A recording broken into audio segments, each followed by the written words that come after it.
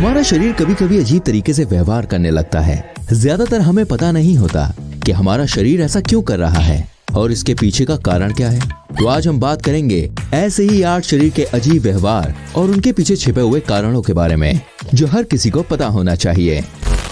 Number 8, हमें गुदगुदी क्यों होती है और हम अपने आप को गुदगुदी क्यों नहीं कर पाते। दोस्तों, पहले गुदगुदी वो होती है जो हमें शर्ट या टी शर्ट के धागों से होती है, जिसके बाद हमें खुजली होने लगती है। दूसरी वो होती है जब हमें कोई धीरे धीरे और बार बार छूता है और हम अजीब तरीकों से छटपटाने और हंसने लगते हैं। ज्यादातर गुदगुदी उन हिस्सों पर ही होती है जिन हिस्सों को हम ज्यादातर टच नहीं करते, जैसे कि एड़ियों का हिस्सा या गर्दन या हाथों के बीच की जगह। दोस्तों, जब कोई हमें गुदगुदी करता है तब शरीर का वो हिस्सा वहाँ की जानकारी हमारे दिमाग के सेरेबेलम नामक हिस्से में भेजता है। हमारे दिमाग के मुताबिक गुदगुदी करने वाली चीज आपके लिए खतरा है, जिसकी वजह से आपका शरीर जल्दी से उसे हटाने और आपको बचाने की कोशिश करता है। गुदगुदी के वक्त निकलने वाली हंसी खुशी से नहीं, आपको छूने वाली चीजों को डराने और उसे दूर करने के लिए होती है। यह हजारों साल पहले हमारे पूर्वज यानी कि आदिवासी इस्तेमाल क्या करते थे ताकि वो लड़ाई के वक्त बता सके कि वो बलशाली है, मगर उनके लड़ने की कोई इच्छा नहीं है। अपने आप को गुदगुदी इसलिए नहीं कर पाते क्योंकि अपने आप को गुदगुदी करते वक्त हमारा दिमाग हमारे हाथ को पहचान जाता है और उसे वह हमारे लिए खतरनाक नहीं समझता, इसलिए हमें कोई गुदगुदी नहीं होती। मगर क्या आपको पता है, पुराने समय में गुदगुदी को एक सजा के रूप में भी इस्तेमाल किया जाता था। दोषी को कई दिनों तक लगातार गुदगुदी की जाती थी और वो हंसते हंसते सच उगल देता था। आज भी कई ऐसी जगहें हैं जहाँ लोग पैसे देकर गुदगुदी करवाने जाते हैं। क्या आपको भी जाना है? बोलो तो एड्रेस दे दूं। नंबर 7, क्या आपके दूध या बचपन के दांत टूटकर फिर से जमते हैं और नए मजबूत हड्डियों के दांत आपके मुंह में आते कहां से हैं? बेबी टीथ या दूध के दांत बच्चों के जन्म लेने से पहले ही होते हैं। जन्म होने के कुछ दिनों के बाद धीरे धीरे दांत बाहर आना शुरू हो जाते हैं। शुरुआती दांत छोटे और कम होते हैं, जिनका काम बच्चे को बोलने में मदद करना, छोटी मोटी चीजों को खाने में मदद करना और आपके स्थायी या नए दांतों को निकलने के लिए जगह बनाना होता है। मगर सवाल यह है कि नए मजबूत दांत मुंह में आते कहां से हैं? इसका जवाब है कि आपके मुंह के अंदर पहले से ही टूथ सेल्स होते हैं। टूथ सेल्स नरम और बहुत छोटे होते हैं। धीरे धीरे आपकी उम्र बढ़ने पर ये नरम और छोटे सेल्स कठोर बनकर मर जाते हैं और ये कठोर चीज आपके नए और मजबूत दांत के रूप में बाहर निकलती है। इंसानों के दांत सिर्फ एक बार ही टूटकर नए जमते हैं, मगर क्या आपको पता है, एक मगरमच्छ अपनी 50 साल की जिंदगी में अपने 80 दांतों को 50 बार बदलता है, यानी कि पूरी जिंदगी में उसका शरीर 3000 दांत बनाता है। यही नहीं, आपके घर के द्वार पर चलने वाली छिपकली अपने 100 दांतों को हर 3 से 4 महीने में बदलती है और अपनी पूरी जिंदगी में लगभग 2000 से 4000 नए दांत पैदा करती है। ये इसलिए कर पाती है क्योंकि उनके दांत बनाने वाले सेल्स नहीं मरते और वो नए दांत को पैदा करते रहते हैं। तो फिर क्या ऐसा हो सकता है कि हम भी अपने दांत बनाने वाले सेल्स को मरने ना दें या उन्हें फिर से जिंदा कर सकें? तो ये सवाल बिल्कुल सही है। साइंटिस्ट इस तकनीक को बनाने के लिए काम कर रहे हैं और शायद हम भी भविष्य में फिर से नए दांत उगा पाएं। वैसे क्या आपको लगता है कि अगर ये तकनीक जल्द ही बन जाए तो आपका फायदा होगा? नंबर 6, पानी को ऊपर से पीने पर हम पानी ज्यादा क्यों पी जाते हैं और क्या इससे हमारे शरीर को नुकसान होता है? देखिए, ज्यादातर खाते वक्त या पानी पीते वक्त खाना या पानी कुछ देर हमारे मुंह में रुकता है, जहां हमारे मुंह का सलाइवा यानी कि लार हमारे खाने और पानी में मिल जाता है और उसमें स्थित बैक्टीरिया जैसी चीजों को मार देता है। मगर लार की वजह से पानी थोड़ा गाढ़ा हो जाता है, जिसकी वजह से हमारा पेट जल्दी भर जाता है। पानी ऊपर से जल्दी जल्दी पीने पर पानी ज्यादा देर मुंह में नहीं रुकता और उसकी वजह से पानी के बैक्टीरिया सीधे पेट में चले जाते हैं, जिसकी वजह से हमें गैस या पाचन में दिक्कत होने लगती है। पूरी दुनिया में ऐसी कई घटनाएं हुई हैं जिसमें लोग गंदे पानी या पानी जैसे दिखने वाली चीज को पानी समझकर पी जाते हैं, जिसके बाद वो गंदा पानी या केमिकल उनके लिए खतरनाक साबित होने लगता है। डॉक्टर्स भी कहते हैं कि पानी मुंह लगाकर और धीरे धीरे पीना चाहिए, नहीं तो आप चाहे तो पानी को थोड़ी देर मुंह में रोककर अंदर ले सकते हैं, जिससे पानी में लार भी मिल जाएगी और पानी का स्वाद भी आपको पता चल जाएगा। यही कारण है कि पुराने समय में लोग पानी को अपने हाथों में गिरा कर पिया करते थे। तो भाई आप भी पी सकते हैं, मगर ध्यान रखना कि आप किसी ट्रेन में ना बैठे हों। नंबर 5, हमें हिचकी क्यों आती है और क्या उस वक्त हमें कोई याद कर रहा होता है?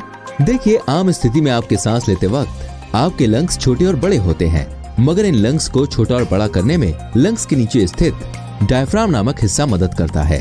जो आपके पेट के एकदम ऊपर होता है।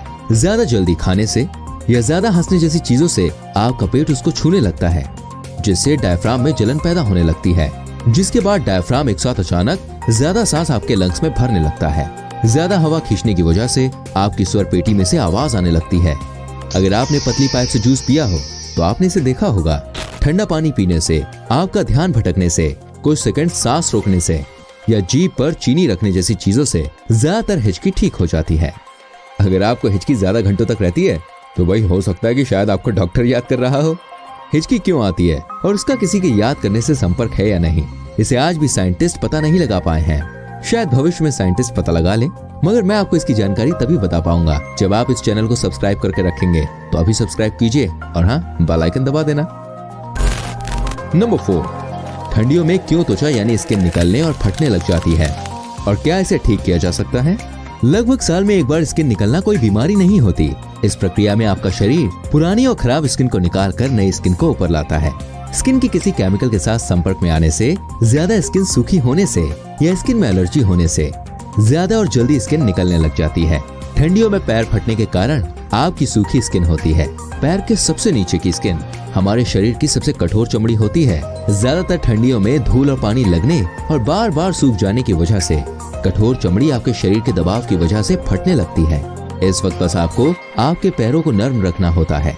ऐसे समय आपको दवा की नहीं बल्कि दुआ की, मेरा मतलब है कि मॉइस्चराइजर और गर्म पानी की जरूरत होती है।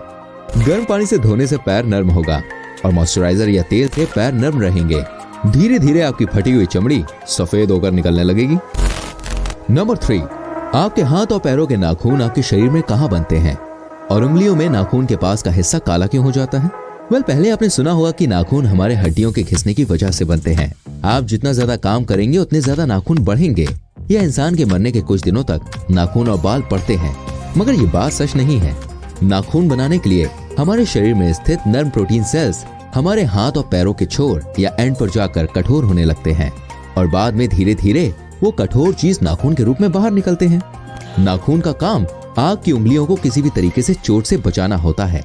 नाखून आपकी उंगलियों के अंदर भी होता है। हाथ से ज्यादा काम करने, मौसम में ज्यादा बदलाव होने, केमिकल की चीजें इस्तेमाल करने या कम पानी पीने की वजह से आपकी उंगलियों में नाखून के पास का हिस्सा काला हो जाता है, जिसको आप टमाटर, नींबू चीनी, एलोवेरा जेल लगाकर ठीक कर सकते हैं।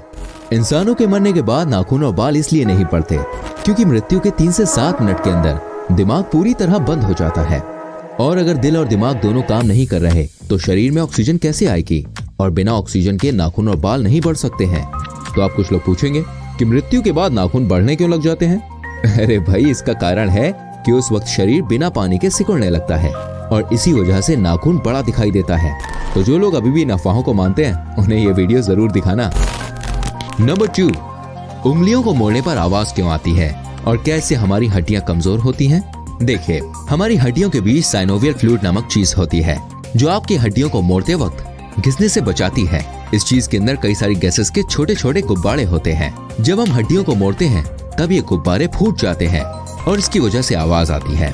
उंगलियों को फोड़ने से हमारी पकड़ कमजोर होती है या नहीं, इसे जानने के लिए एक अमेरिकी फिजिशियन ने अपने एक हाथ की उंगलियों को आम तरीके से 60 साल तक रोज फोड़ते रहे।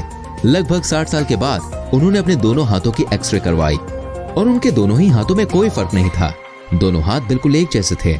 मगर 1990 में भी एक दूसरा प्रयोग हुआ था जिसमें उंगलियां फोड़ने वाले लोगों की पकड़ कमजोर होती हुई पाई गई।